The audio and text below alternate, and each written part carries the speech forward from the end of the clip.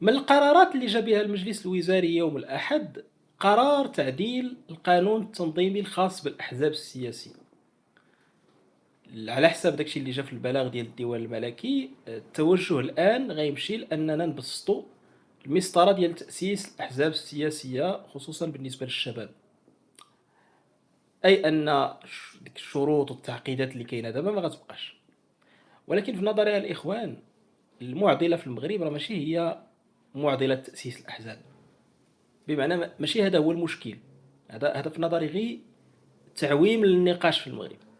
الإشكال في المغرب الإخوان راه هو أن الأحزاب اللي كتأسس شنو هي الإضافة اللي غتقدم لينا؟ لأن في المغرب حنا عندنا تجربة تأسيس أحزاب، شتي بالقانون اللي كاين دابا اللي فيه كاع التعقيدات اللي كتشوفوا، تأسسات أحزاب من وراء سنة 2000، تأسسات أحزاب سياسية. ولكن السؤال شنو قدمات كإضافة؟ ما قدمات والو. علاش؟ لأن هذه الأحزاب هي مجرد تكرار لأحزاب أخرى. علاش؟ شنو كيوقع في المغرب؟ اللي كيوقع هو أن تيار معين كيختلف مع شي امين عام في شي حزب سياسي ولا شي تيار غالب في واحد الحزب سياسي في واحد المرحله معينه، كينوض كينشق وكيأسس لنا حزب سياسي. وقعت في الاتحاد الاشتراكي. عرفتي الاتحاد الاشتراكي شحال نشق عليه من شحال نباطق عليه من حزب في المغرب. وقعت في مجموعه من التيارات الاخرى، معناتها كينشق شي تيار وكيأسس لنا حزب، ومن بعد هذاك اللي كيأسس لنا حزب صافي بحال كتكون عنده المصلحه غير انه يوصل الامانه العامه، كيوصل ليها، كيوصل داك الكرسي وصافي وكيتكمش لينا تما. ما كيبقى يدير تا طايله. كتولي عندنا احزاب سياسيه بدون اي معنى، وهذه وقعات من 2000 حتى لدابا، وقعات بزاف.